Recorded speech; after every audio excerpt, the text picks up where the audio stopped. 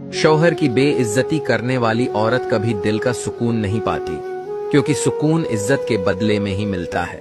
जो औरत शौहर से ऊंची आवाज में बात करती है, वो अपने नसीब की खुशियां खुद दबा देती है।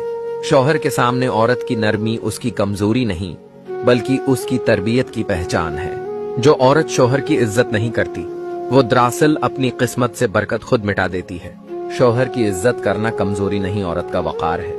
जो ये वकार खो दे, सुकून भी खो देती है। जिस घर में शौहर की इज्जत नहीं, वहां रिज़्क में कुशादगी नहीं आती। शौहर की बेइज्जती औरत के लबों से निकले तो घर की रौनक खत्म हो जाती है।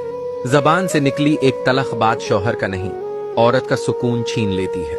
जो औरत शौहर को इज्जत नहीं देती, वो दरअसल अपने ही घर के स्तोन को कमजोर करती है। शौहर की इज्जत करना इबादत के जैसा है, मगर कुछ औरतें इसे अपनी उन्ना समझ लेती हैं।